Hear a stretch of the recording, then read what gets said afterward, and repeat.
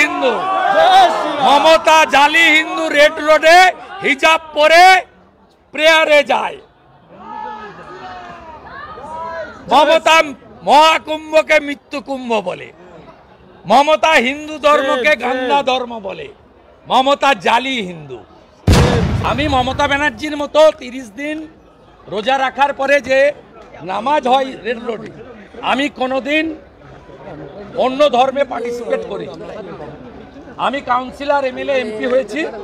আমি নিশ্চিতভাবে আমি মমতা ব্যানার্জির মতো এইরকম কাপড় দিয়ে, এরকম কাপড় লাগিয়ে কানের পাশ দিয়ে এরকম করে হিজাব করিনি। আমি আমি আমি ইফতারে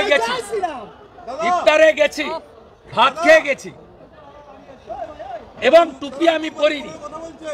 আমি রুমাল মাথায় দিতাম, এবং আমি আমি আমি ছাড়ো, আমি বেলচোরের সম্পর্কে কথা সেটা উত্তর দিচ্ছে। আমি আপনাকে বলি, আমি কখনো অন্য ধর্মের তাদের যে ধর্মীয় রিচুয়াল তাতে অংশগ্রহণ করি। একটা জিনিস তৃণমূল চোরামূলের খুব ভালো লাগে, সকাল থেকে রাত্রি শুভেন্দু শুভেন্দু নাম ভজে। আমরা হরে কৃষ্ণ নাম ভজি, আর ওরা শুভেন্দু নাম ভজে। আমি ওদেরকে বলছি, আমি ওদের কাউন্ট করি না।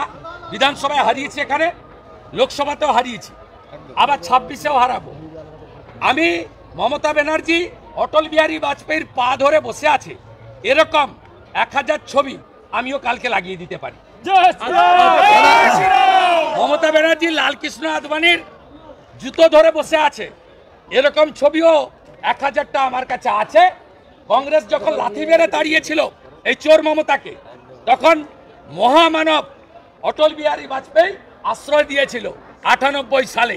অর্থাৎ এইসব পুরনো কাসুন্দি ঘাটলে এত দুর্গন্ধ ওদের বেরোবে, ওরা ঘর থেকে বেরোতে পারবে না। কাঁচের ঘরে বসে ঢিল ছুড়বেন না।